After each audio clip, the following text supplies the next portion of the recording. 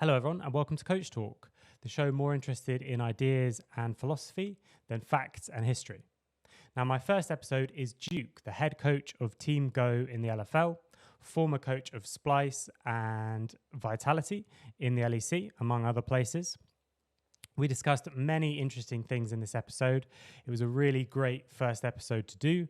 We covered not only Duke's approach to coaching, how he structures his days, but also potential problems with the ERL systems, what organizations could do to improve, as well as how we might start to tackle the new patch and how Duke built the Team Go roster.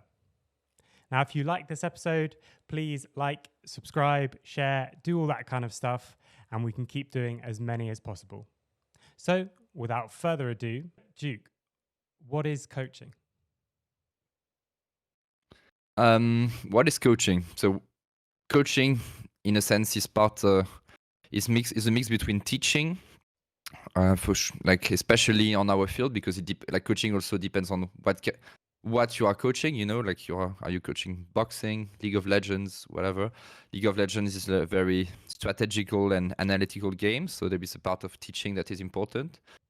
I think also in League of Legends, I don't know if mentoring is the name, but I like to, or being a parent basically, but I like to tell myself that one of the goals as a League of Legends coach, because of the profile that I'm usually receiving at the beginning of the year, is to help a player grow from kid to adult, and which is usually, I think, the main goal of the year for a lot of players. So you have a mix between parent, teacher, role model, which kind of relates to being a parent, and also because of league, like in league, coaches have a very active role within the team in terms of performance too, because you are doing draft. So I would say strategist too. So yeah, a bit of a mix of everything. Do you think that you're trying to be their parent, their role model? Do you think that's to do with because it's the right thing to do, or do you think that also makes them better players and better performers? I would also add, by the way, a leader too, because you have to lead and organizer. You have to. I mean, depends on which kind of coach you are, if you are a head coach or not. Sorry, your question again? You were saying that part of the role of a coach is to be a role model and to be a parent almost. Do you think that's because it's the right thing to do, or because it does make them better in League of Legends as well? I mean, I don't think it's necessarily the right thing to do in other games. I think in League of Legends, I mean, unless you have maybe a more mature team, which I never really had, maybe at Splyce a bit. I think it's it's necessary in a lot of ways, and it also depends on which coach you are. You know, if you are head coach and you are you have the responsibility of the team, you are responsible in front of the players too. I think it's important. Also, it depends if you have a performance coach that could fulfill this role, but I think in the ERL, I mean, maybe some teams do. Do they have good ones? That's another topic, because I think it's pretty hard to find. But I think it's important that someone does it in most League of Legends teams, because of how young, often immature players are. That's like that. They need. I think they need. They need guidance. They need someone to look up to. I mean, and not that I consider myself necessarily the best example, but I think you have to try your best to show them an example. Yeah. I think as well, there's so much nowadays around like culture and stuff like that. And making sure as a coach that you embody whatever culture you're going for becomes completely like so crucial. Yeah, I agree. I think it's like coaching is not just about doing draft and giving like feedbacks, gaming feedbacks to your, I mean, technical feedbacks to your players. And the more the years pass and the more I get experience, the less I value the technical aspect of it. I mean, it's not that I value it less; it's that I value the rest more. You know, and yeah, I've always been way more into the technical side, and uh, and I think that's not what makes you win. I think that what makes you busy as a coach, but that's not what makes you win. I like that. It's not what makes you win, but it makes you busy. That's a really good way to describe it. So, I mean, you kind of touched on it already a bit, but what do you think are some of the things that make a good coach? I mean, in League of Legends, the technical aspect is very important, but it's I don't know if it would translate well in English, but it's the necessary condition and not the sufficient one. You know, like it's like kind of mathematical term. Like basically, you need to be good enough at understanding the game for the players to listen to you, to respect you, and for the feedbacks to make sense. But it doesn't necessarily mean that you're gonna be a good coach afterwards, you know. So, but that's still mandatory, basically. That's the entry cost of being a coach. Then what is good for a coach? I think being structured is important, in my opinion. I think something that is pretty important for league is being willing to go out of your comfort zone and do boring stuff, which sounds weird, but like for example, I think a lot of former pro players struggle as a coach. I mean, on some aspect of coaching at least, and a lot of them then want to come back to playing because they don't realize that coaching is not playing, and which means it's often boring. You know, like watching a VOD, watching 2 VOD, watching 10 VODs can be very quickly boring. And when you have never learned how to push yourself to do boring stuff, and you are 25, it's extremely hard to start doing it. So I think that's an underrated quality for a lot of coaches. And of course, I think you need a lot of empathy. Again, depends on which coach you are. Like I think a lot of what I'm gonna say applies to being a head coach because that's basically the only thing I've been, you know. But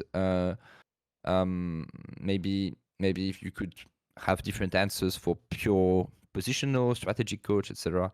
And not saying like there is something better than the other, you know. It's just that's my experience. But yeah, having empathy. I mean, to some extent, I think having charisma is important.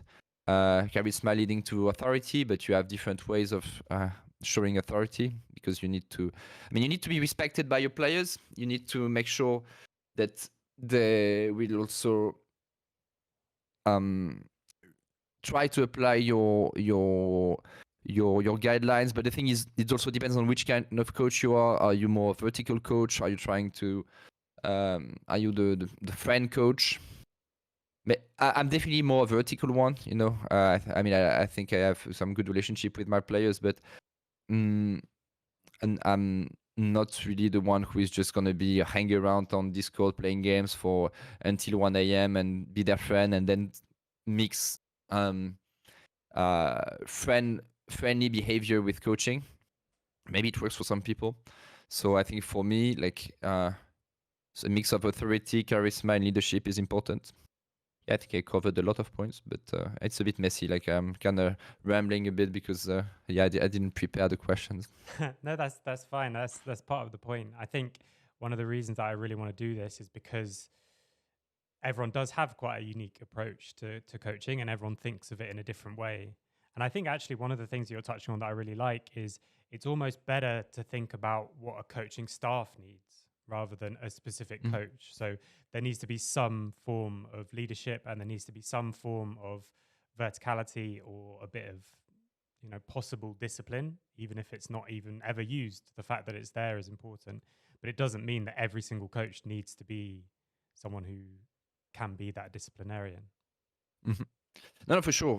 Like I think, and sometimes maybe this role might be fulfilled by the manager. For example, I think my best years as coach have been when, like, basically the best years of coaching I had were defined by the quality of the manager I had.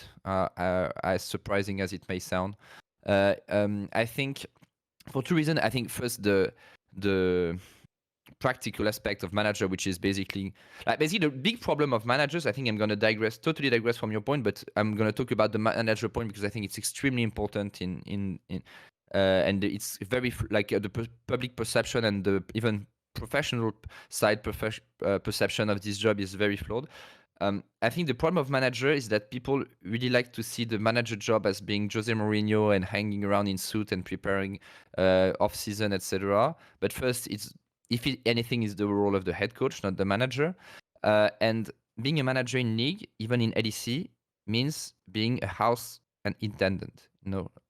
First and foremost. I don't know if it's the right word in English, but you have to make sure that there is food, that the players that basically usually barely know how to handle themselves are living properly, that the trash are not, and even if you can make rules for players to do it, but usually there needs to be at some point an external input from the manager, whether to implement the rules or to do it by himself. But the kitchen is clean, the trash are not piling on the floor.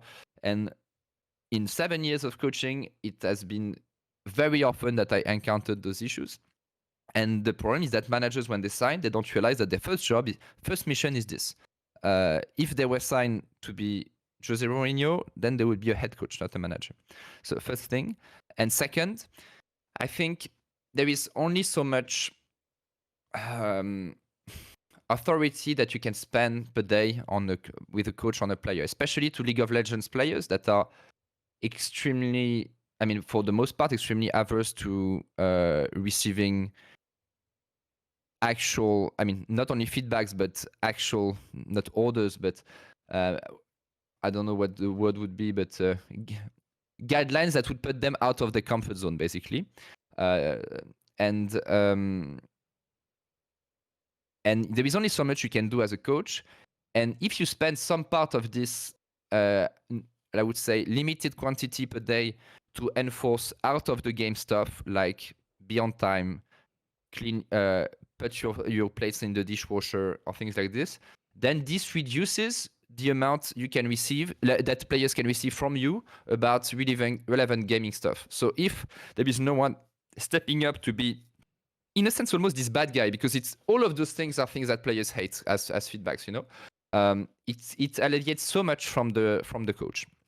And the first time I saw it, the first year was different, but for example, I think when I was at Splyce, I think the whole MAD organization, MAC, etc. are great, but I think the first thing that made MAD great and Splyce great, in my opinion, was Till, who was the general manager.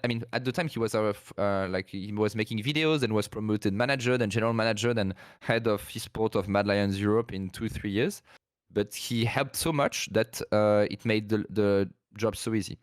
And I think at Geo we have also good management, so I'm quite happy. But yeah, I think that's extremely important. And coming back to the first point, I think managers can be this father role and authority figure, which should give a bit more room for the coach to not necessarily be that vertical. Yeah, I like that. I like the idea that you have also almost like an amount of resource of like, I don't know what you'd say. Well, I think you already phrased it well, but keeping that in mind as you go through life. There's a story, the same thing applies with your decision making, and people talk about decision making fatigue, and there's people like Steve Jobs who very famously wore the same outfit all the time, and he said it was just because there's no decision. And it's like the same thing where if a manager can be there to almost invisibly take some of the load off and just makes everyone perform better, but it's not glamorous, So that's why people want to be Jose Mourinho or someone like that. Yeah, exactly. There is only so much a player can take, and even if the players won't be able to express exactly why they are annoyed, it's just that if every time you talk they associate you with something negative, they don't know why, they won't know exactly why, but they won't like you, they won't receive the same criticism, the feedbacks the same way. That's why sometimes when you have a player that is very hard to coach, it becomes sometimes harder and harder to coach him, because the more you go into the relationship, the harder it is, because the more he receives things that he perceives as negative, then like it's kind of snowballs. But and it's the same with manager interactions. Like if you have to do the bad cop, then that means that you have to compensate with almost only positive feedbacks about the game, which is important to do, but you have less room for you can do then only do not necessarily negative, but constructive criticism. But still, like players, like it will impact players for sure.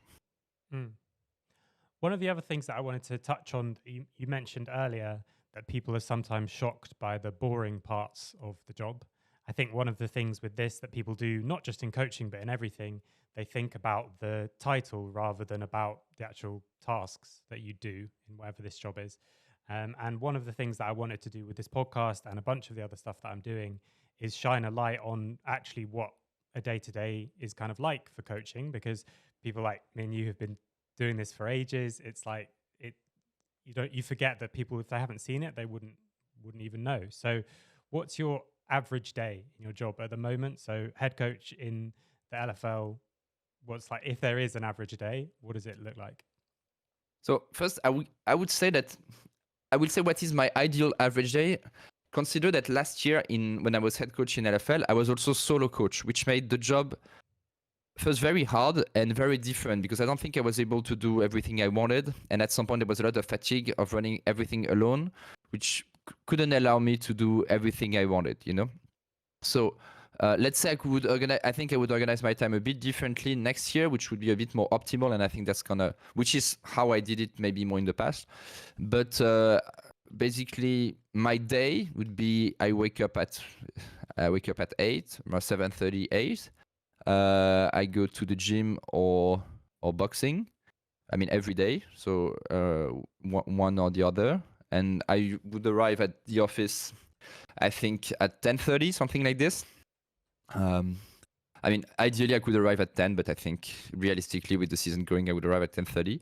Then it would be a mix of different tasks. There is so this year we're going to have an assistant coach that is most likely going to take a part of drafting, which would allow me to spend more time doing game research and spend more time talking with the players about how they feel, about their goals, doing more one-to-ones. But I would say that between 10:30 and 11:30, it would be, I would call it research on whatever topic. It would be game review, whether other teams, ours, whatever. I think ideally I would do some one-to-ones with players at 11:30. And then at 1 I would eat, and between 1 and 1:30 we would prepare the scrim with the assistant coach, also talk about draft assumptions, where we currently are in the preparation of the draft. Note that all of this is always very flexible. Like it's not like, and I know that every day would be different, that there would be maybe discussion with a player or whatever, something to film or some content or whatever, but ideally. So around 1:30 or 1:40, it would be like pre-scrim meeting, where we would like set goals, with global goals with the players, so not one necessarily individual, that would be in one-to-ones. Talk about the draft with the players if necessary. It really depends, because sometimes, there will be a global presentation about a new topic. It would be coming back to the points from, usually I would try to come back from the major points from the day before. That's something I haven't always done. I've been doing more systematically at the end of the year, and I think that's really good. It's just everything you add takes more time, So that's why this year I think I will have way more time to focus or refine my coaching approach. So basically I prepare the scrim. I have a meeting with the players. Then will it be the 5 games in a row, the two times 3 games? That's the eternal debate of the beginning of the season. I'm not too sure. I think that it's always the same at the beginning of the season. Everyone wants to do twice 3 games, and then people usually come back from it. But we'll see. So let's say it's 5 games, like it is most of the time in ERL. So I end up at 7:30. That I would say depends whether I directly go back home and I work for 1 hour from home. or I would stay 1 hour, whether like maybe to do a debrief with the team outside of the gaming room, and then like review some individual stuff. Usually I do it from home, but maybe this year I'm gonna stay at the office to do it. I will see. Like review a bit of stuff and prepare the work for I would say the task for the day after. So I'm usually home at like 8:30, 9, and I mean sometimes, like I said, gym in the morning. Sometimes I do boxing at night and not in the morning, and then I don't know. I prepare dinner.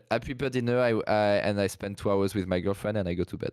And I usually read like 30 minutes, and I go to bed. So this is my detailed schedule. It's good. I mean, it's pretty full on, isn't it? That's one of the things that people really need to get into their heads around. I mean, it's the same with players, of course, but during the season, it's very full on and very intense. It's extremely intense and exhausting, I think. That's why, like, but that's also like, as for me, like I see a lot of especially young coaches, that would like that would still watch VODs until very late, and like for me, I've done it for 7 years, and I know that the main risk is during a season for me is to burn out,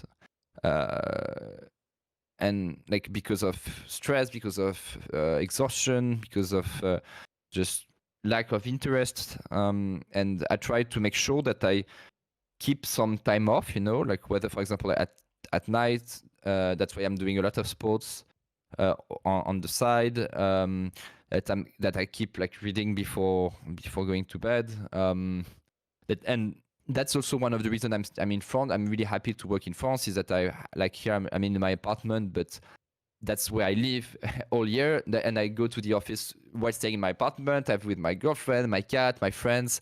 So I still maintain. I try to maintain normal social life. I go out, things like this. And for me, it's extremely important. And for me, I really see it as a job. I don't have the same passion for League of Legends anymore. Like maybe some people do, and I think that's important, especially if you have like more of a positional role, positional coach role. Like I don't even play the game, and if it was not for my job, I wouldn't watch League of Legends outside of the job. I don't find any enjoyment in watching League. But so I'm trying to really separate things from the work, and always make sure that I have I'm maintaining my mental stability, but I think that I'm starting to kind of to master this. Like I had more issues in the past, even when I was way more interested in League. But also the same way that when you are very interested in League, you play a lot of game, and you play a lot the game, and you're like, yeah, but it helps my job. But the reality is that when you play 20 games a week, that's almost a job itself, to play 20 games a week. And I don't think it brings that much necessarily, unless like you are a positional coach playing off top lane, playing 20 games in Master Plus Elo, but then that's your only job. So I think as a head coach, I think it can be very often some wasted time. It's not fully wasted, but compared to the efficiency and the limited time you have available as a coach, I think it's really wasted. I mean, there's an infinite amount of things to be doing. So it's not about if it's useful. It's like you say, it's like comparing everything. One of the other things that I think people often don't really take into consideration as a coach is that coaching for me is a performance as well. I mean, especially when you're doing reviews or something like that, the game ends, you've got your notes, and you somehow have to condense them, bring them back to the goals like you talked about before. And there's sometimes you're going to do that well, and there's sometimes you're going to do that poorly. And the thing for me that I've noticed as I'm getting older and doing this longer is that it's not even so much that I just want other time to burn out on the long term, although that is important, to have some like rest and recovery time. But also I even noticed like the next day, my reviews are a little bit worse if I didn't prioritize my sleep properly and stuff like that. And it's like, it just has an immediate impact as well as that longer term one. No, I agree. I think like energy is so important in this. Like all my personally, I have big sleeping issues, and most of my like focus is to make sure that I have a lot of energy. Like if you don't have energy going into as a job as a coach, like it's pointless. Like you have like it's like going to school and your teacher is boring and he's like his lessons are not interesting, his points are useless, like you are not going to listen to him. But it's way more important than being a teacher, because like we are talking about high performance. You can't afford to really, and like you can't afford to drop a session.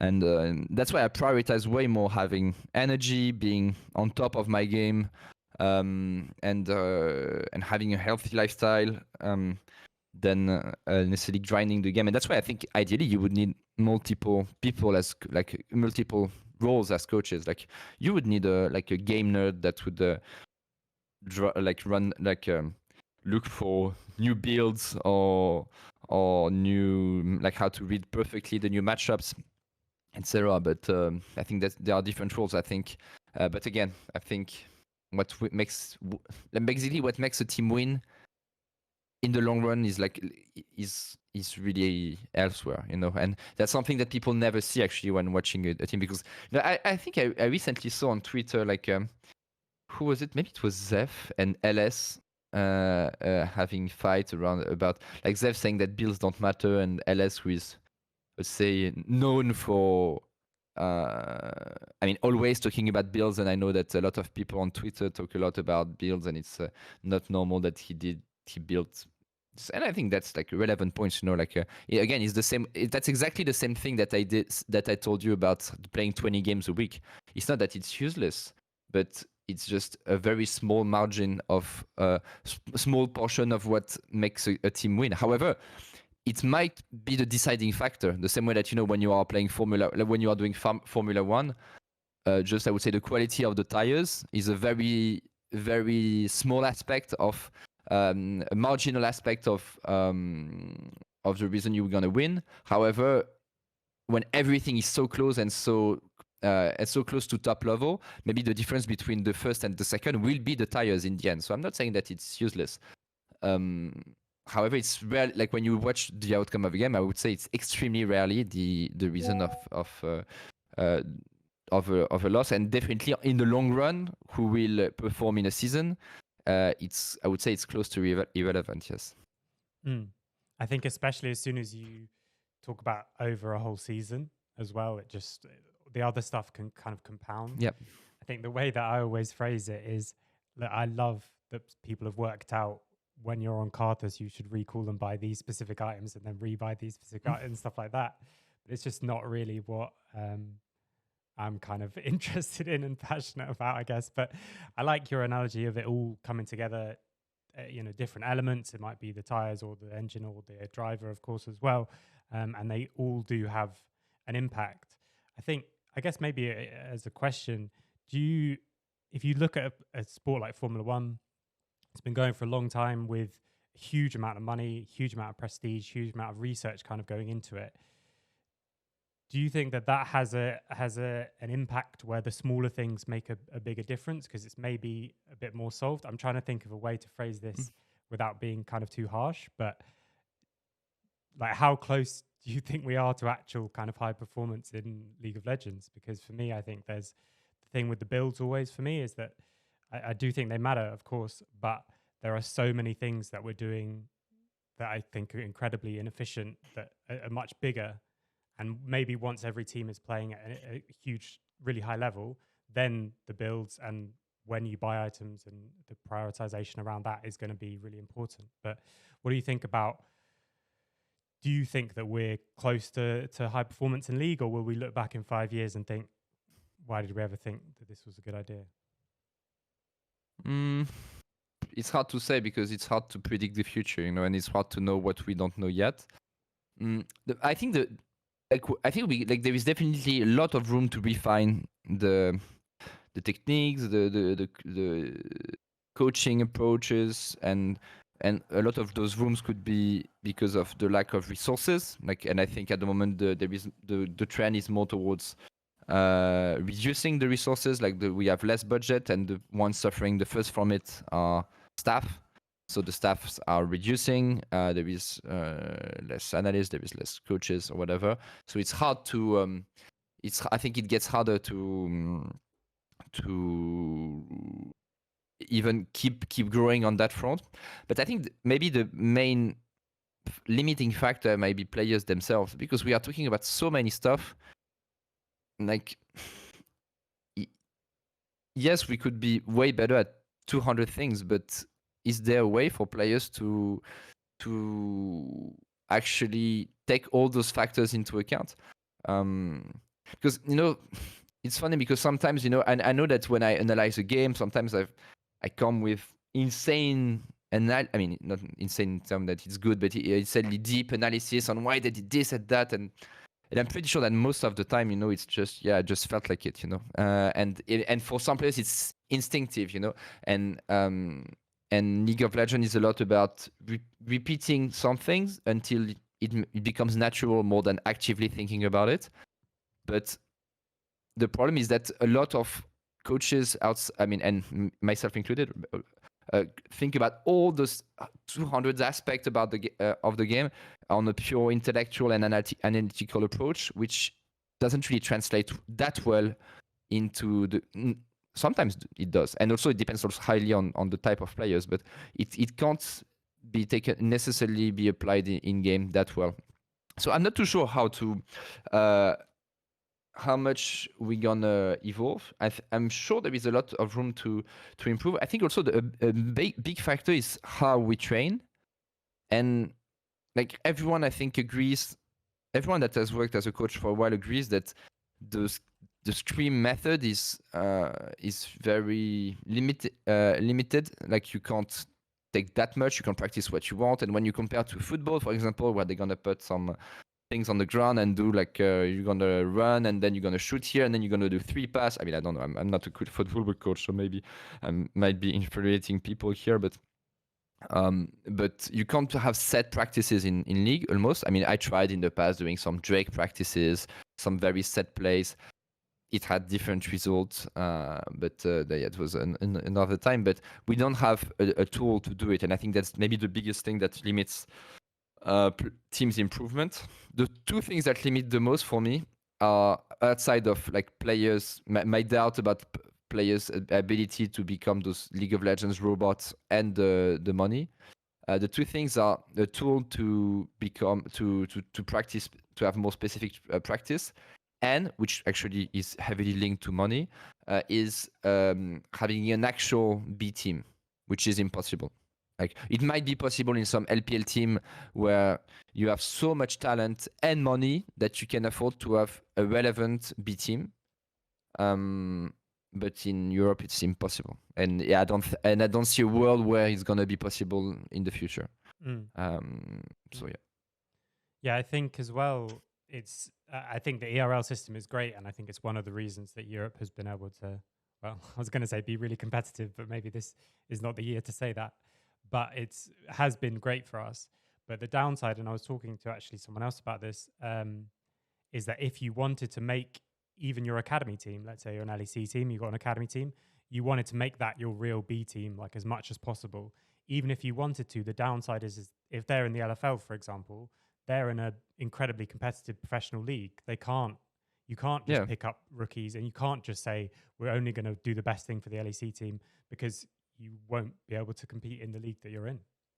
But it's straight up impossible. Like, you don't even have the same schedule anyway. Like, you look the days, the practice day that are available between LEC and LFL. There is one, and not really actually, because like with Geo, like, when we scrimmed the LEC team, it was on Friday, which means that we wouldn't take a day off. We would push the day off to Saturday, because if you take the day off after the official match, so you play Wednesday, Thursday, so you can't scrim. Then Friday, you take a day off. You can't scrim LEC. Saturday, Sunday, Monday, LEC scrims. LEC have official games now, so you can't scrim them. And then Tuesday is LEC day off. So it's perfectly in sync to never be able to play LEC. So if you are an academy team, you can never play your LEC team.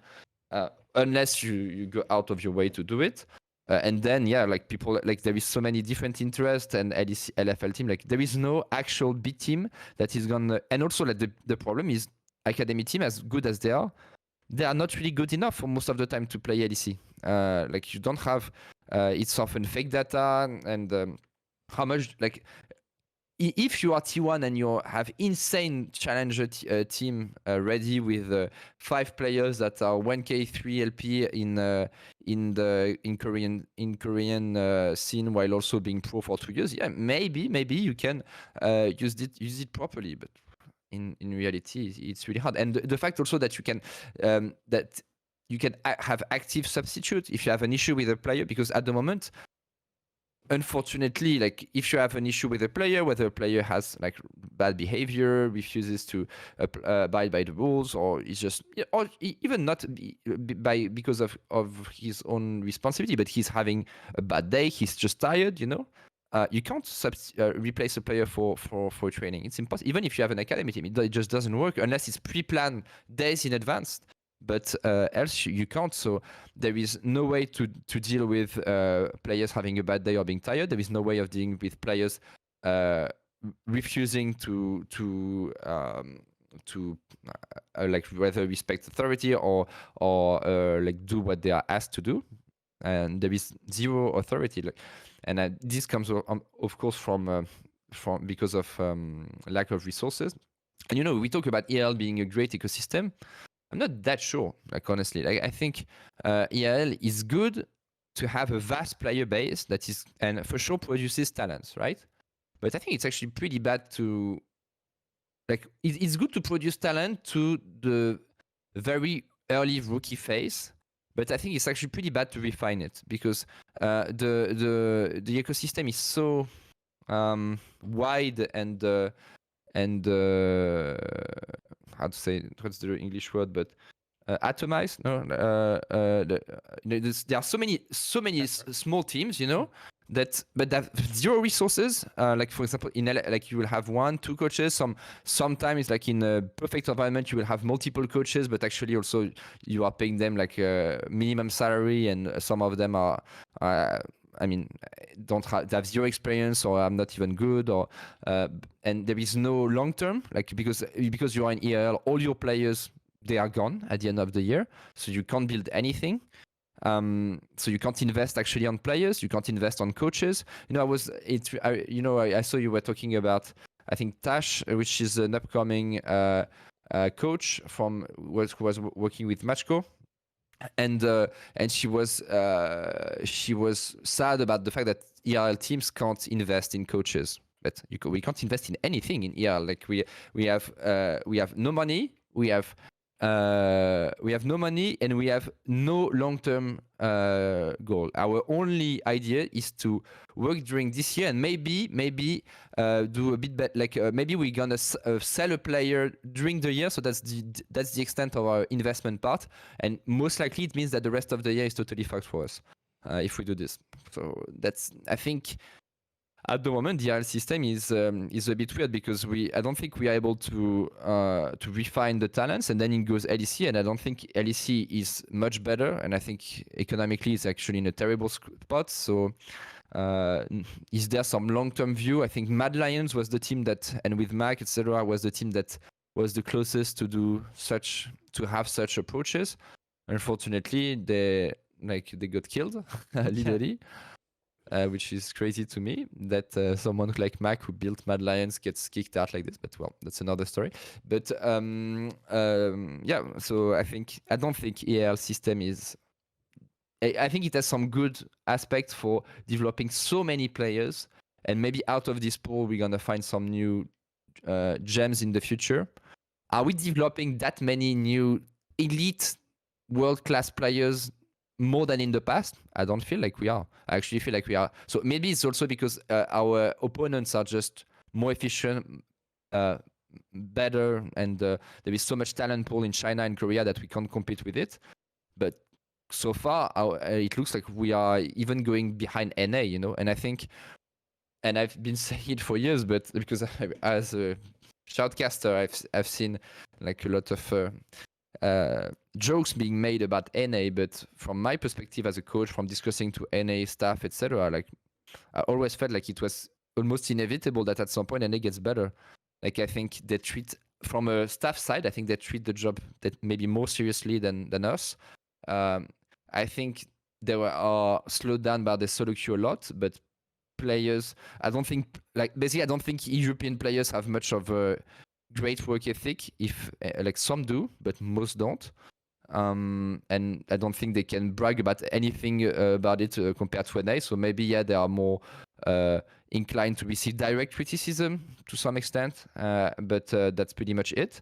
And I think the NA at least has has way more solid staff structure, and they have also deeper pockets. When you see the staff of Energy, it looks like it's way more impressive than anything you can find in Europe. But of course, numbers doesn't mean anything. But imagine you have actually competent people and with a good structure, which is possible. I'm not saying that all NA staff are like this, but I think some are, and maybe Energy is.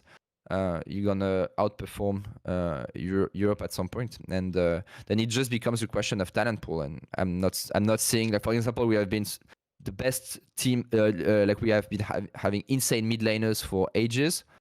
Who is the last good mid laner that we have produced? It's Humanoid.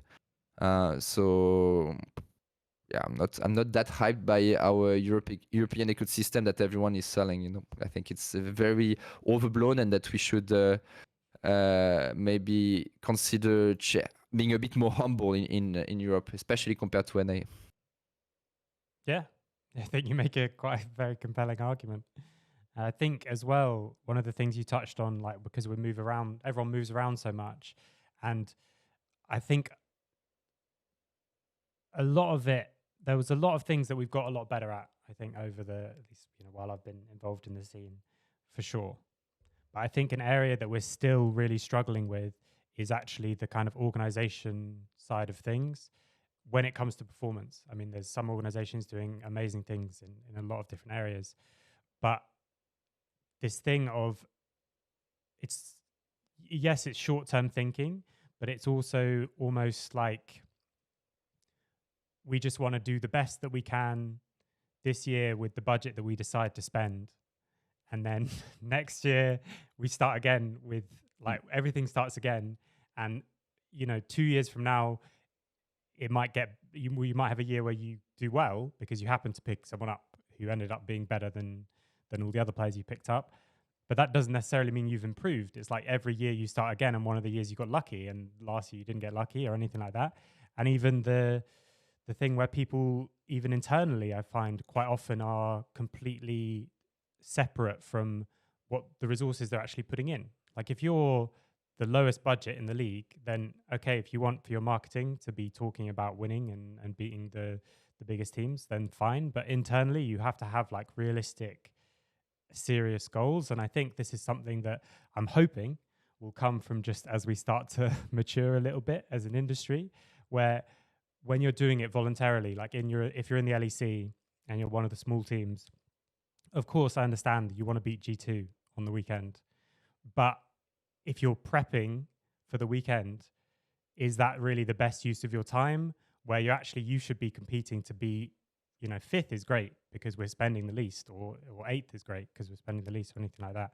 And I think the goals internally even have been so vague and just like everyone wants to win, which it ends up, I think, in a situation that can be like this. I hadn't actually, what you said at the end, I hadn't really thought about like how long it's been really since a new exciting like mid laner or something like that has come through, but that's quite a depressing thought almost even. Yeah, but like you say about the lack of clear objectives, but can you blame the teams? Like, what objective would you give yourself? Like the structure is of the professional teams makes it impossible to actually make money considering the prices of players. So maybe you could think about being a team that has some good players and then sells them to the top teams. So that could be maybe a plan. You are most likely gonna be trash talked most of the years because you would have average to bad results. Maybe sometimes you'll have a good year, but in a sense that could be Mad Lions' approach. But I think Mad Lions, because they got good, it's so good, I think then they changed this rookie approach to. I mean, they were still playing rookies, but they were definitely playing for the top in the end, and good for them. Are you trying to be efficient with the resources you have, be fifth, be at the bottom of playoffs. It's not gonna change anything of the public perception. You will still be considered shit. You won't get fans. No one cares about your result. The only thing is people care about being first, and that's all. I think there is no end goal here. The only end goal is to create fans, because that's the only thing that can make money at the moment. If you were normal, like in a normal football club, maybe like developing players and selling them could be a goal, but I don't think it's possible in the current ecosystem. The contracts are too short. Players are already so overpaid most of the time that you are not gonna make it worth it. So you just have to make fans, and how to, like, people always mention having better communication or whatever. Like, I think in our realistically in our current world, like, it's whether you're a team with an influencer or you are not, or you are watching, to some extent. With Geo, we are trying everything we can actually to have some good comm this year, and it has been working to some extent, right? But nothing was better than bringing an influencer that suddenly gives you 500k fans, more than getting them one by one by making an absurd amount of meme every week. So it's whether you have an influencer or you are winning, or both. I mean, that's the story of K-Corp, right? K-Corp, they have influencer plus one of the biggest influencer in France, and they have an insane story where they are winning everything since they are alive. So that's the most compelling stories that you can sell. But the rest, everyone is struggling. And when you look at LEC, who is actually, who from the outside, who is looking to be a successful team and a successful project outside of G2? I don't even see it. I could see Mad Lions before, but same Mad Lions, I don't see their fans. Like, they have been winning so much for years. They didn't really create a fan base. And in LFL, look, LDLC, they won so many times. They had some good players. Like, they didn't even exist as a fan base, and then they vanished. So what is the future, and what is the goal for teams? And we can blame them for not being exactly clear of what they want to do, but is there actually anything that they should be wanting to do? Like, is there anything available, aside of hoping to be the best? Unfortunately, is G2, and it's kind of locked to be G2 for at least the next 2 years, Yeah, I mean, it'll, I don't like the way that it happened, but I am really interested to see with what happens with this Mad Lions Movistar project and idea, where not only are they leaning into a lot of the things that would be, I don't want to say that they're only making these decisions for branding reasons, but of course it factors into it, because it's a business. I mean, and partnering with the buyer as well, Yeah, they are, but I think actually, I like what they are doing. I don't like the way they kicked Mac, and because it was Mad Lions, Mac, etc. But I like the idea first of they understood. They bring an influencer that is, I'm not an expert. I think Ibai has huge following, right? I think he's one of the biggest influencers in the world. So insane. Yeah. And they do something that is really good and that people have been trying to do for a while, is to try to be regionalize the team, because like the reason the football teams are so big in the first place is because they represent a city or whatever, and I like the idea of having a Spanish team. And yes, people are saying this team is gonna be shit, etc. I mean, it might be shit. I think it might also surprise people. I don't know. It's impossible to know. The reality is that it's close to impossible to know in advance. But first, they might work better than expected because of synergy and because they're happy to play together, so good enough. But also, they're telling a story, and they will be making fans. And in the end, that's the only thing that matters. Like, a team that did a better off-season and that is going to be finished 4th, while this Mad team is finishing 6th, who won in the end? Definitely Mad. Like, they most likely spent less money. I mean, I don't know, the cost of the project might be very expensive because they have to pay players that are leaving or whatever. But if you just look purely out of the players they sign, this lineup should be extremely cheap outside of Elioya, right? Maybe the cheapest in LEC. So on paper, they play a very cheap lineup, And yes, they don't maybe make the best result, but still they would make way more fans than anyone. And if they do a good performance, then it's jackpot. So I think that's what they do is really good. For me, that's maybe like, for example, this would be for me a good strategy for the future. But it's partially brought by the cheat code of having one of the biggest influencer that no team almost can do outside of K Corp, and of the cheat code of riding the fame of one of the biggest fan base in Europe, which is Spain, which K Corp is also doing, which would really fuck Vitality and BDS, but I think it's too late for them anyway on that aspect. But aside of K Corp and Mad now, is there that many spots that can replicate the same idea? Maybe with Germany. I don't know if Germany's viewership, like fan base, is big enough to do it, but I like it. I like what Mad is doing, and I think it's pretty smart. Yeah, we'll have to see like how much they can actually use it, because Bai is absolutely massive, but he was also on, I mean, the Koi LEC team. If you look at the Koi LEC YouTube, it's got like, I don't know, 1,000 viewers or something, and yet Bai's video gets 10 million like every video he uploads. So we'll see if they can convert it, but I think that could be a way to do things. Do you think, I mean, you mentioned F1 earlier. I don't really know F1 other than the Drive to Survive stuff, but at least as far as I'm aware, like there's kind of, because there's competitions within the competition, and I don't know if it's because people are more public about how much they're spending, but like there's teams that are trying to compete for the top, but then there's also teams that are trying to compete for the middle. Do you think there's any way that we can get something like that in League of Legends, or do you think we'll just always be focused on only the team that wins matters? I mean, it's even the same, it seems to be the same everywhere, you know, like yes, T1's got a load of reasons why they're big, but also because they've been the best for ages. I think with 10 teams, I think first it's hard, and I think with other revenue stream, I think it's also hard. So yeah, I think once we have a system where selling players can work, where you can, I mean, people would say, yeah, it can already work, but can be a viable, I think, business plan where you have some other revenue stream that you can develop while being at the middle of the pack. Because at the moment, the revenue stream is heavily linked to is only linked to your fan base. I think at the moment it's not possible, but I wish it becomes, because for me that's the only way for our ecosystem to become viable, because we're gonna have one G2 that is the pure performing team and established historical team. Maybe Fnatic stays, but we can even see that Fnatic is on the has been on the like a downward spiral for a while.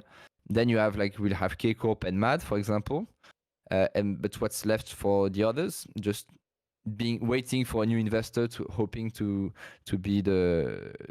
buy the next big things. And will it exist actually in the future? Because there is way less investors willing to do such a thing in esport.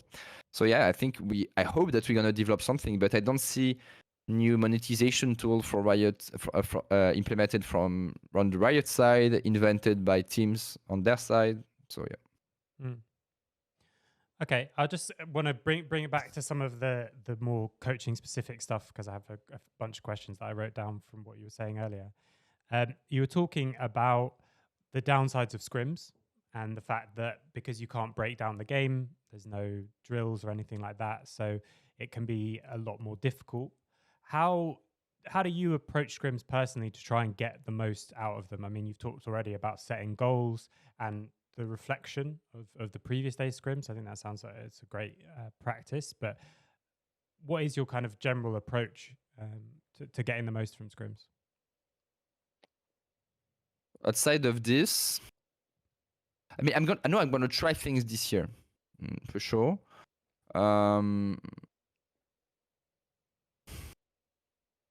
For me, first, I think there is a lot of emphasis to put on the mindset of people approaching scrims. Because we can talk as much as we want about the structure, about the goals, about whatever. I think what defines a good scrim is 5 players and a staff very focused during 5 hours, which is not easy to do. And I think the quality of practice is the most important thing. So for me, that's actually my answer. It's like to make sure that when we arrive on top of the usual structure, is to make sure that people are motivated, but are also pushing themselves sometimes, because that's the thing. It's not only about being a team is not being the main protagonist of an anime. Like if you look at young players, sometimes they think that way. They would put, especially if they're at K-Corp, but they would put a K-Corp, a One Piece image on Twitter and say, "Yeah, I'm motivated to be the best player in the world." And then it gives a good image, I guess, of their mindset. But that's not the reality. That's how I like to say is that every player says that they want to win, but the reality is that they would prefer winning, but they don't necessarily all want to win, because really wanting to win means that you are willing to sometimes put your ego aside, to push yourself out of your comfort zone, to sometimes experience some kind of pain. I don't know, pain is the right word, but not necessarily physical pain, but in comfort at least, and being displeased, and that requires a lot of will, and it requires more will than just saying that you are motivated. And I think there is actually a very limited amount of players who are willing to do this, and yeah, so you have to treat this as a job, and that's the main thing, right? Treating it as a job, which means that during those 5 hours you give the best of your today's version, of yourself, but which is not that easy. I think as well, like this ties into something you talked about before, where because we're so focused on short term, the ecosystem isn't necessarily like rewarding people for that kind of thing, like the work ethic and stuff, because you can go to a team on motivation and then go to the new team and you'll be motivated at the beginning because it's a new fancy team, a new shiny team, and then that lasts you just about a year or 6 months, and then you can move to another team and another team, and you never fully develop, like you're saying, but because it's like the ecosystem is choosing people based on maybe factors that aren't actually quite as important as their professionalism and as their approach to the game, and as their like day in, day out, I'm going to do the things to make myself better regardless of whether I want to, even if I'm bored, like you mentioned before. Yeah, it's not that transparent, those information on whether someone is going to be like this, because in interview everyone is super motivated and willing to learn, etc. So it's not that easy, so you have to kind of dig deep into some profile, and sometimes you have to sometimes you have to make a concession especially when you are preparing a roster. Like, can you accept the doubts about on this profile, but also he's better than this one individually, etc. So, for example, this year at Geo, I really I think last year we were very much more on the super team side. I think on paper, we had a lot of very known quantities that with I think there were among teams like BK Rogue and K Corp, like we were really the top team coming into the league. And this year, I think we definitely have very good players, that they are less known, I would say, for now, less established. At least during the off season, I valued a lot motivation, drive, work ethic, from my perception of what they were saying, the interviews, but also what people were telling me about them, and to create, I would say, the most efficient working machine, and to see if it's something that pays off, even in the short term, but it's still 1 year. And also the other question is, can you coach? Is coaching that impactful in the short term? Because we are still talking about short term, right? 1 year. Sometimes sometimes you feel like in coaching it goes very fast and on some aspect, but sometimes also it goes very slow. So it's hard to say. Yeah, I think even that, like, I think there'll be some people kind of shocked listening to that, thinking that 1 year is short term, but it really is. It's only in esports that it's like a shock that I don't know, it was a shock last year that T1 kept the same roster together, and now they're keeping the same roster together, and you feel like they've been together for ages and they've been playing for ages, and then it's like, yeah, Zeus is 19, so it's like they haven't actually been playing together for very long even. So it's really quite a different mindset, I think, that will eventually need to come through. One of the things as well, you mentioned like the motivation and people in interviews kind of either presenting, and it could be, then they're not doing it maliciously, but they are very excited about the interview. So they're going to be much more keen and much more interested. I think the exact same thing happens with tryouts as well. Like, I don't think anyone's the same in a tryout. So then what are we really doing it for? It could be that it's the best thing. It's the only option. There are reasons to do them, maybe when you've got no other way to test people or something like that. But how they approach a scrim day to day, like you said, is so important. And how they approach a tryout, even if you do many blocks, is going to be so different. That's why I never do tryouts. Like I was about to do tryout this year for one role between two players to test more about personal fit in game, how the voices mesh with each other, etc. But I think tryouts is huge fake data. Like it's in the middle of the off season where some players don't play at all. Some players who do play don't care about how they play and they don't play the same way. Some people are tryharding for their life to find a new job while they are super lazy the whole year. That's actually a classic. What does it mean? Like teams are not structured, so you can abuse a lot of stuff. And in the end, you are just gonna see mechanics and comms. Well, all those players now, they all have a library of VODs where they actually do play the game against the same kind of players, and they communicate to win in a team that is supposed to be structured and that they were involved in for a few months and that they contributed to its growth. So I don't really see the point of tryout. I think it's yeah, I think it's kind of a shit system, in my opinion. Yeah, I'm glad you said that. I'm on a bit of a campaign to try and end tryouts. Yeah, but I know some teams really love. But also, like, that's my perception, and maybe I failed to see the upside of it, and I don't think I don't consider myself like a god scout or whatever at all. I would consider. I know that, for example, Mac, for example, is really good at scouting, and I think that's maybe his one of his main strengths as a coach. Which I mean, at least the strength maybe that brought him a lot of his success. So maybe I'm missing something. Maybe, for example, you could ask Peter, who is big into tryouts, and I think he definitely has some experience with creating projects. So I think he would have maybe a different opinion on this. I think it would be an interesting and valuable opinion. But I personally don't see anything in tryouts. Yeah, I mean, I think that's a really good approach. Like, things are changing so fast in this space, and there's so many things going on and so many different responsibilities that we end up grouping together under head coach. In sport, there'll be people whose job it is to scout people. So I think it's definitely good to not be sure of anything.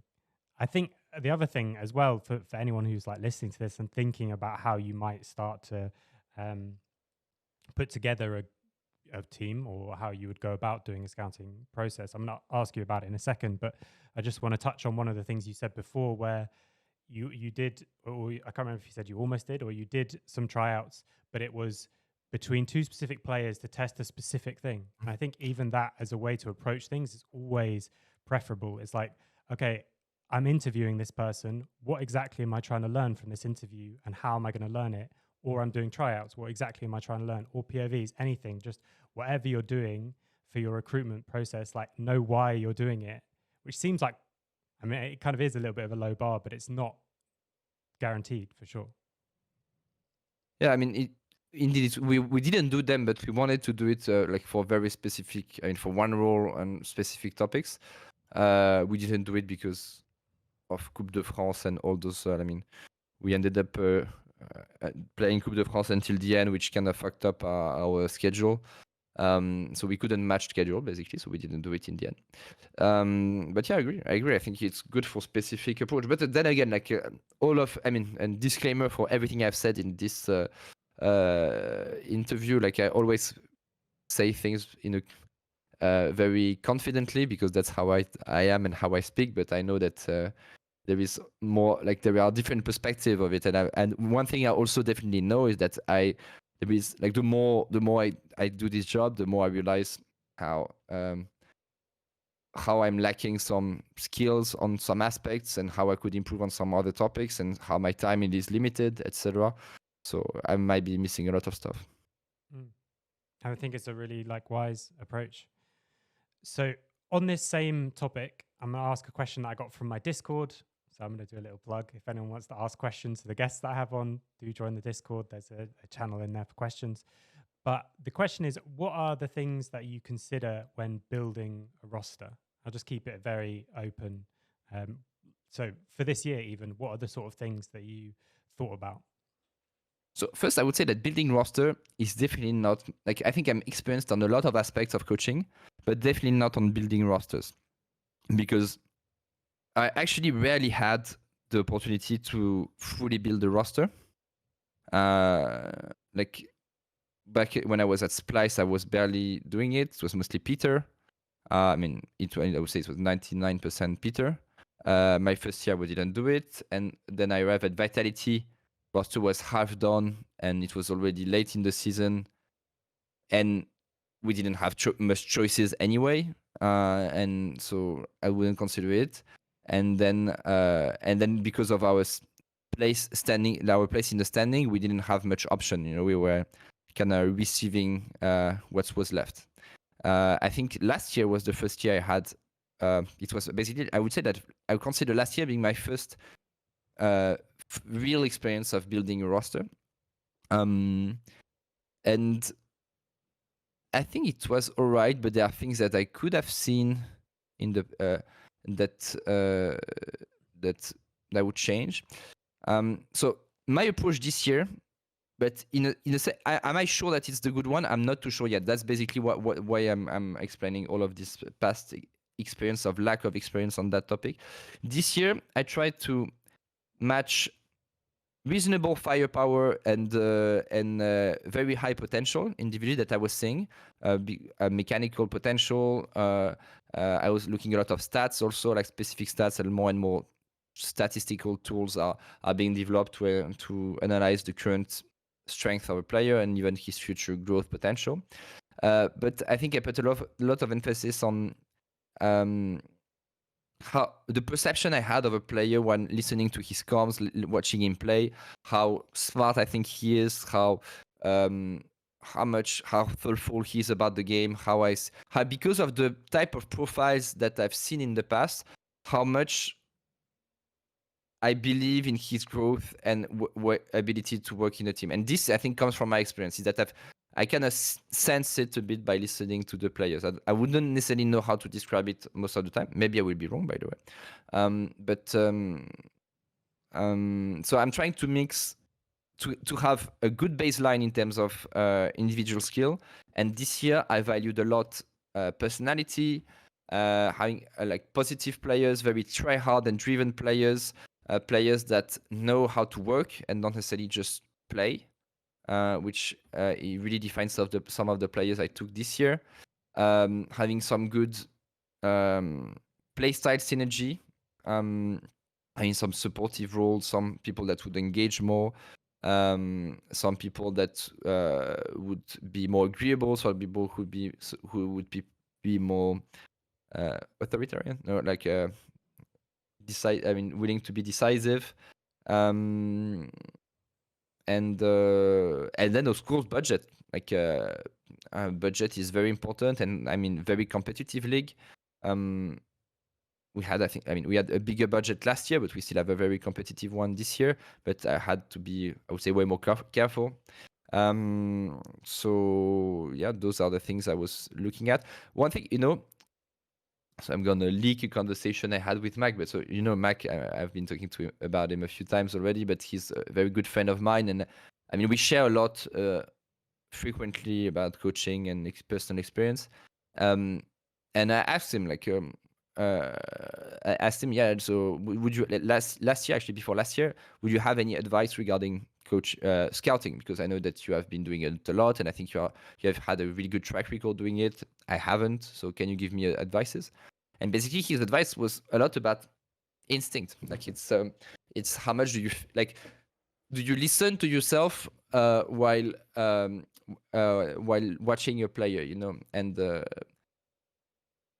and and for example, that's what I did a lot about Linsas last year, when I really felt, okay, this guy has something special in terms of the way he talks, the way he thinks, and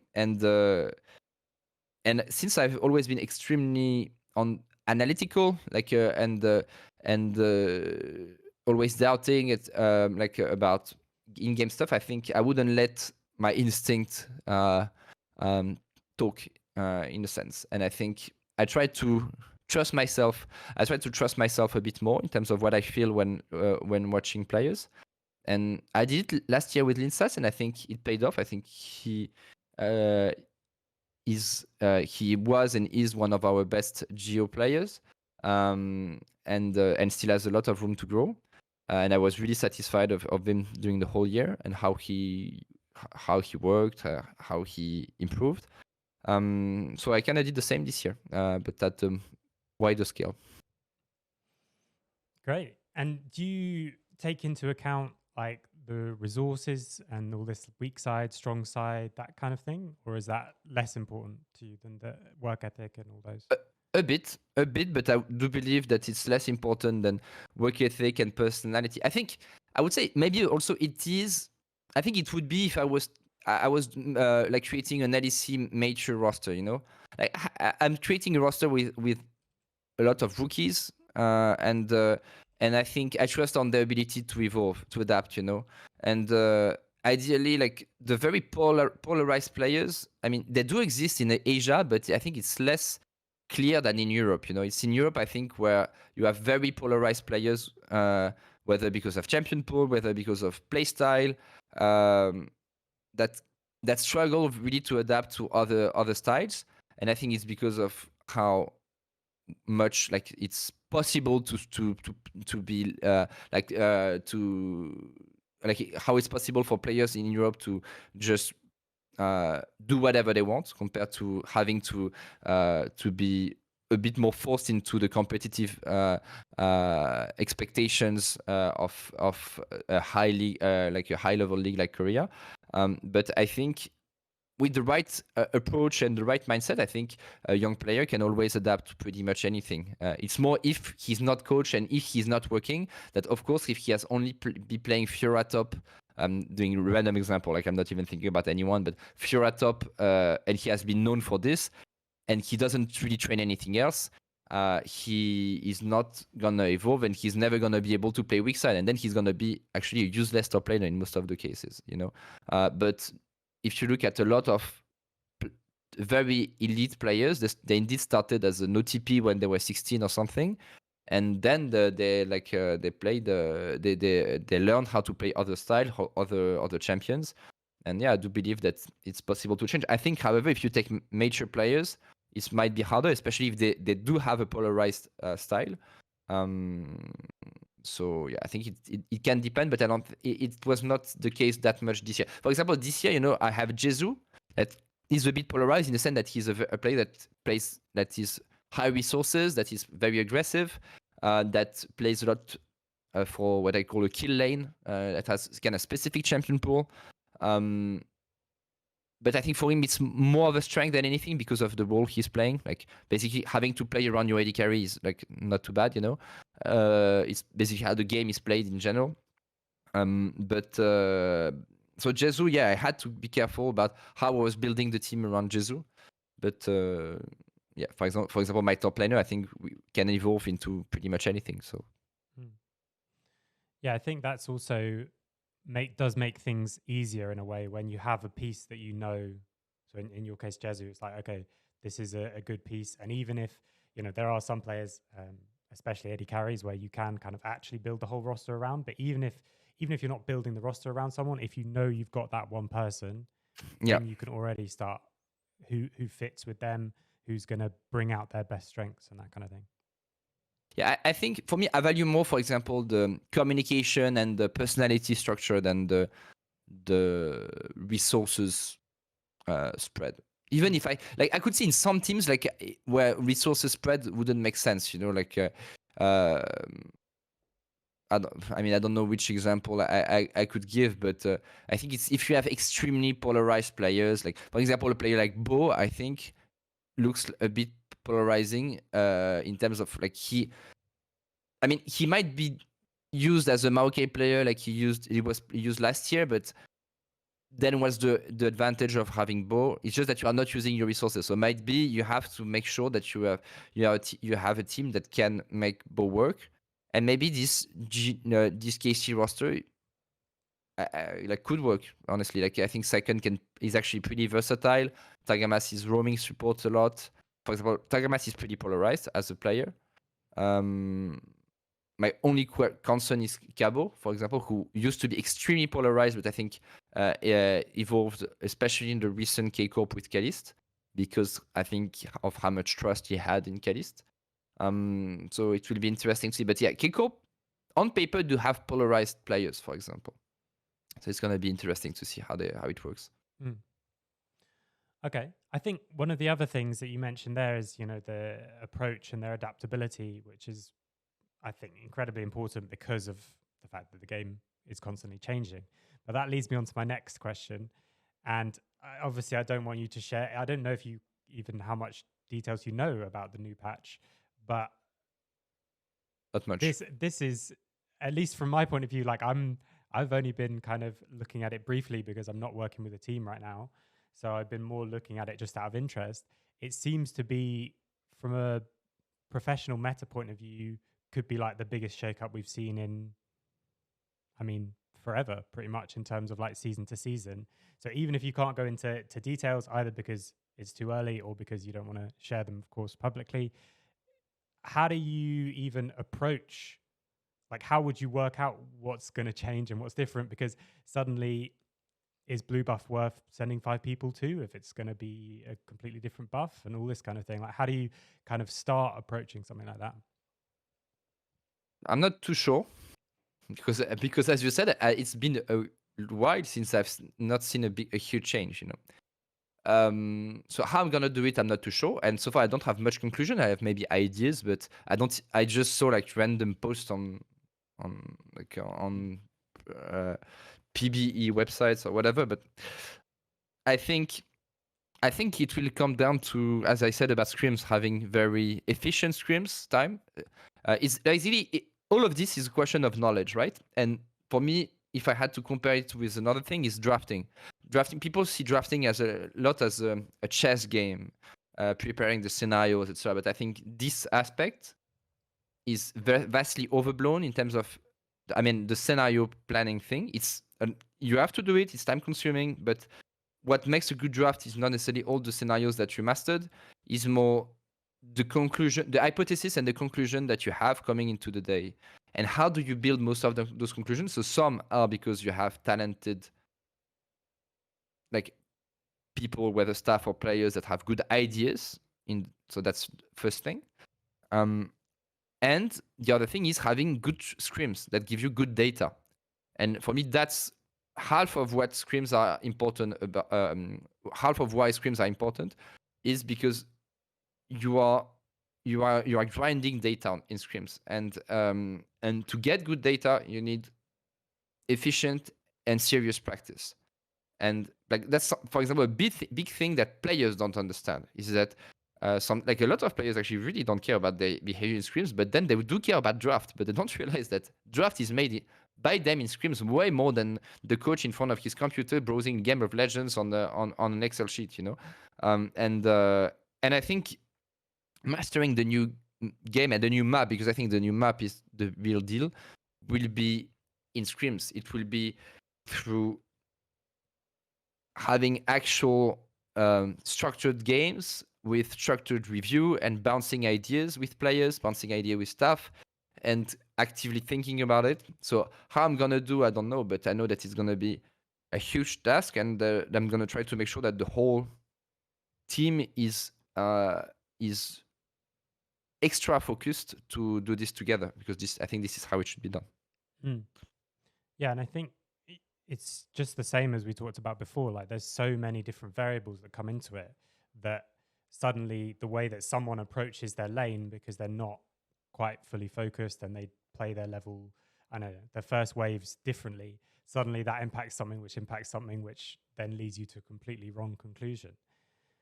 One of the things around a new patch like this, again, you don't always get to choose, but if you could choose, would you prefer to be the kind of coach and the kind of team that tries something different because you're like, okay, actually, I think we've worked out that this is a fundamental change with the game?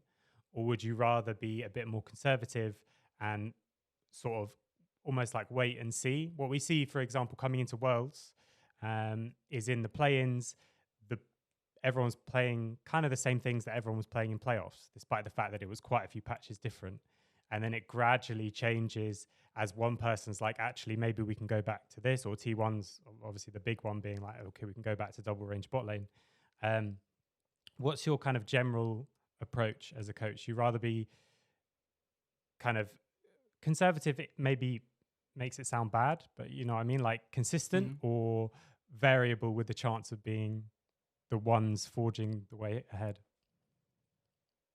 Honestly, the thing is, I think I've been both, depending on the teams I was coaching. You know, I think in general, I've been more of a conservative coach. You know, like if I compare myself to the teams I had, for example, compared to Bisons, who seems to always have like random drafts, and I mean maybe they're good. Like I've never really gone into their drafts, you know, so I don't know. I just know their reputation, but I've in the past, for example, when we were with Splyce, I remember at Worlds we were playing like against FPX with Mages bot. We were the first one to do. I mean, Taiwan team from Vietnam did it too, but we were one of the first team to do some level one swap, for example, back in the days, with Cyan, things like this. But so I think it really depends again on the type of team I have, type of players I have, and which one I would rather be. I really don't care. Like I just rather be like, for me, for example, it's more important that we are on the same page with the players, you know. So I would say that I would rather be on the creative side if I had the players that would be fine with it and would be on board with it. I think it may be more interesting and fun.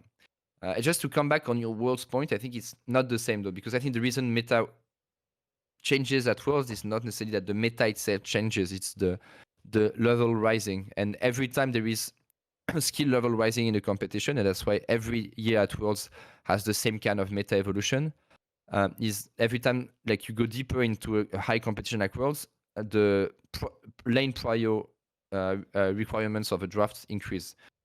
So that's why champions like Varus, like champions like, I don't know, back in the days, Rise, would always come back and stronger at the end of Worlds. Because you just need to be able to push the lane first and move, because you are so efficient at using those small edges that you're going to win the game out of it. While if you go in planes, what matters is that you win the third Drake fight. So it's totally a different, and the same way in ERL. So for example, if we were playing the same patch at Worlds, from Worlds now, on the same, I mean, we were still on 13.19 in LFL, I'm not sure that the bot lane would be looking like Varus Caitlyn against whatever, like Jhin, Aimer, or whatever, because you are always one Nautilus hook from losing the LFL game. True. I think as well, even if it did look the same, it might not be the best way to approach it. You know, it might only look the same because that's what T1 did and they're the best. Therefore, we all do that, which is also another thing to kind of balance. I wanted to switch things up a little bit before we start to come to the end. You've worked as a caster, you know, co-founder OTP. I've seen as well, you're very passionate about movies, doing like movie reviews and stuff like that. One of the things that I'm really big on, that I talk with all the people that I work with about, is using the stuff that you're passionate about and bringing it into your coaching, like wherever you can, because it's such a wide field, as we've, you know, been talking about for the last hour. Basically, everything can have a good impact. So is there anything you've learned from these fields that you've taken into your coaching? And if multiple things, like in each one even? There is definitely something that I learned recently, but that I won't share because I think it's something that I want to use this year in boxing, actually, because this year I've been very I've been practicing boxing very frequently, and I love it, and I think it impacted me a lot this year. And there are things about how to box that I learned that I think translate well into like into league that are more attitude and posturing that is important, but I'm not gonna share it. So outside of this, I would say, for example, caster, as a caster, and in general, I always felt like you don't have the same perception of drafting, for example, when you are from the outside, but it doesn't necessarily mean that it's worst. Is that, for example, when you will be a coach, you will be hearing casters or analysts talking about your draft or anything. And I've been like this a lot, and those guys have no idea what they are talking about. They are dog shit. They don't know why I'm doing this. They don't, and they are clueless about the meta, etc. But and it's true to some extent. But the thing is, as a coach, you are also extremely biased, and you tunnel vision on your own team and your own information, and you actually have quite like you have your own data basically because of your scrims. So also there is a lot of stats available that I mean, some coaches, I do use a lot of statistics, but that you can look into. But you will at least tunnel vision a lot on your process, and that will end up giving you some very specific conclusion. But sometimes being able to take a step back and will give you a better overview because you are missing some key aspects of the game because you kind of stop caring about them because you found like you were tunneling vision on other stuff.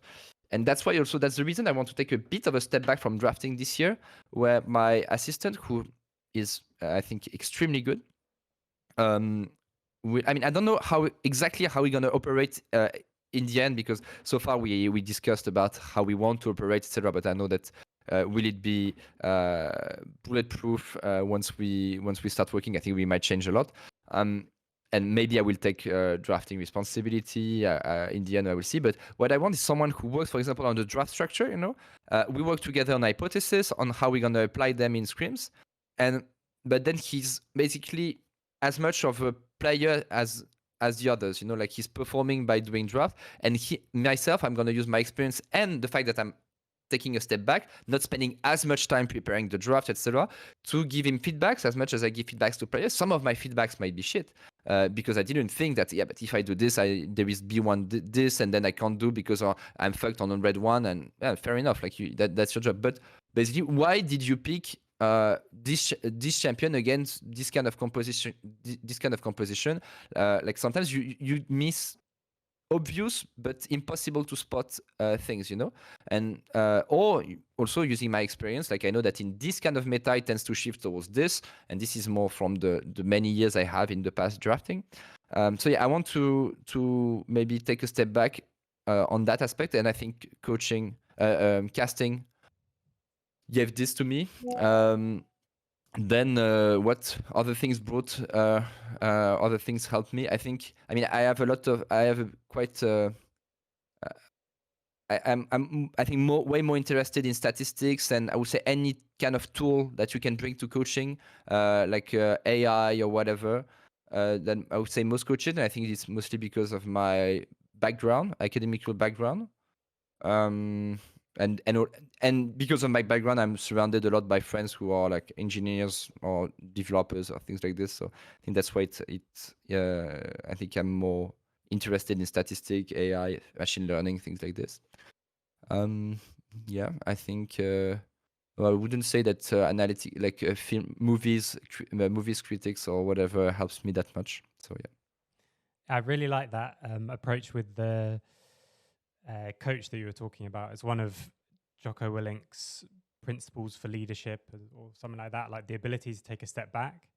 And I think we talked before about thinking about a staff team as a team rather than as why the head coach needs this, but having someone in the staff team, most naturally it would be the head coach, to be able to take a step back and to actually be able to improve and critique what the other people are doing, I think is incredibly, incredibly useful. And just like we see, you said you don't play the game. I don't really play the game very much either. And yet you can improve players. It's the same, coming from the outside and coming in with just fresh eyes can be incredibly, incredibly useful. I mean, that's how the whole consulting business works, is that it's not that you go into a business and you'll be better at it than everyone. It's just that you're coming in with fresh eyes and you'll be able to critique it actually in the same way that casters might when you talk about the draft. Yeah, and also it's not like you talk about game and draft. It's not like I'm arriving as a tourist, to like to critique, to give my feedback. It's like I've been playing the game like thousands and thousands and thousands of games in the past 15 years. I've been doing thousands of drafts too, and yes, I'm not actively playing the game anymore. I mean, I can sometimes indulge in 1 or 2 games with friends, but I still have this experience, and I still constantly watch the game. And same for drafting. So I think, having a step back is important. You still need, as I said, this prerequisite, that game knowledge part on anything in League, because it's too complex to rival. Like, you can't be Ted Lasso, in League of Legends. I think it's impossible. I like that. Okay. Well, what I wanted to do, and I'm going to do the same thing with everybody, is end with a bunch of, let me just count them. 1, 2, 3, 5 quick-fire questions. Now, you don't actually have to answer these super quickly. If there is just a short answer, that's fine. But the point is, I'm going to ask everyone the same, just out of interest, but also to kind of show how different we all are as coaches in esports. So, firstly, who are the coaches that you look up to or idolize? It can be in esports or not, can be early on in your career or now or both.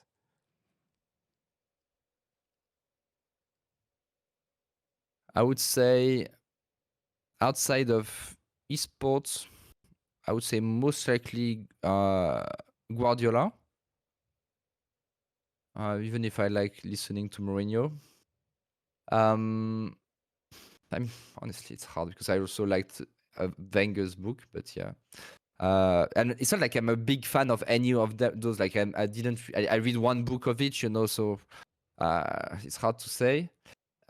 Funnily enough, I would say in League, I worked with Peter Dunn, and while working with him, we had some fights, especially in the end, regarding our working synergy and even personality that didn't like that clashed a bit in the end.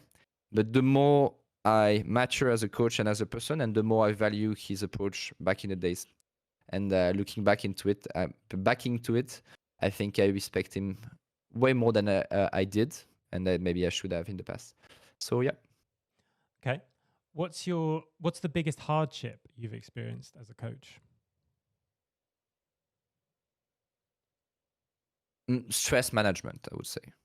Yeah. Energy and stress management. Yeah. Any is a specific time that comes to mind, or just in general, like a constant struggle? I mean, specific times would be there are a lot of specific times where it was very hard. I think after my first year at PSG, that was a disaster. It was the first time I had people random people talking about me, and first time I had Twitter. First time, like, it was very huge for me, and it had huge impact on me. The terrible year at Vitality was really hard too. So yeah, I think those were the biggest. Or even on another level, like going to Worlds against T1. Like I remember stepping up on a huge stage like this was not that easy. Yeah, so I would say this. Okay, and then what's your top highlight of your career as a coach? I mean, my highlight is clearly Worlds quarterfinals against T1, for sure.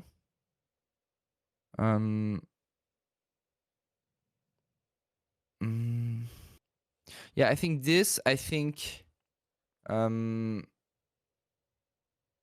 then it's more working with some specific individuals that I liked, I enjoyed, but I would say this is the highlight in terms of pure career.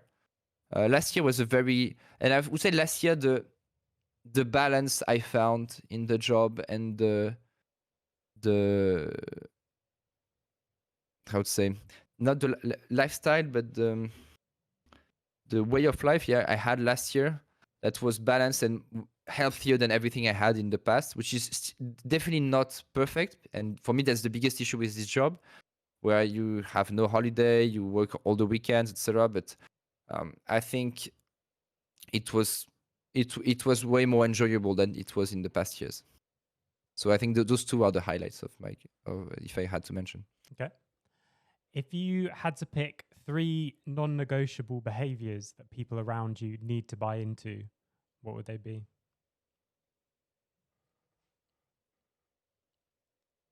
I mean, it would really depend on the roles, but in general,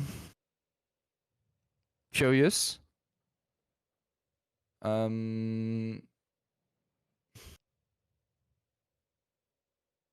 Curious. Honest.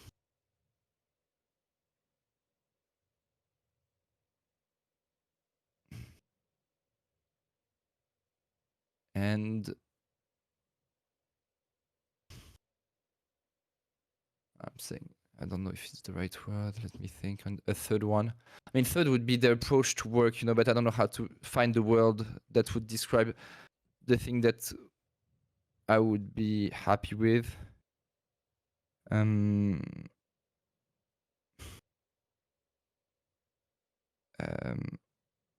It's like professional. No, basically being willing to endure some resilient in a sense, to endure some pain, like for me that's something that I really it's not that I dislike working with people like this, because I think they are not able to work in general, whether as players or staff, but also I think it's extremely hard to change, when someone, I think a lot of players would benefit a lot from spending 1 year at McDonald's, basically, and knowing what it is to wake up, to do something extremely physically and mentally taxing, and that you resent, and so that you understand the opportunity you have, and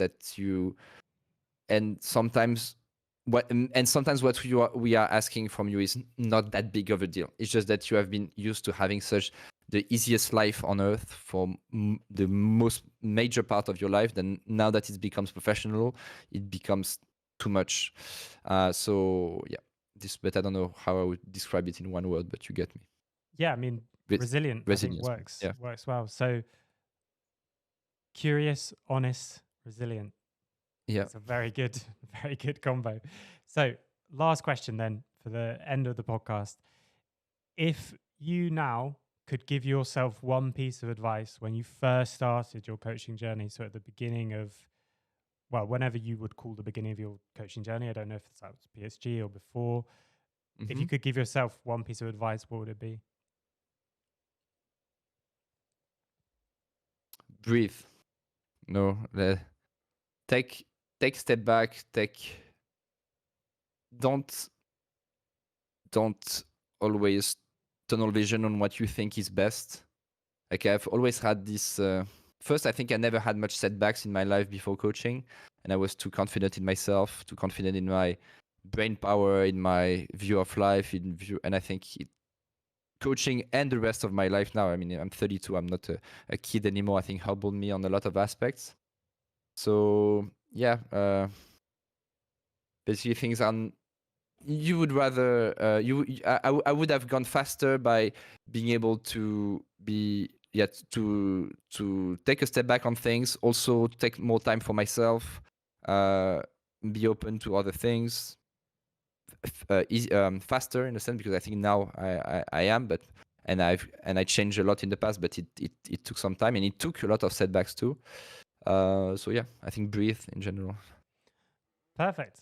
Well, that's it then. So thank you very much for coming on, and thanks everyone for watching.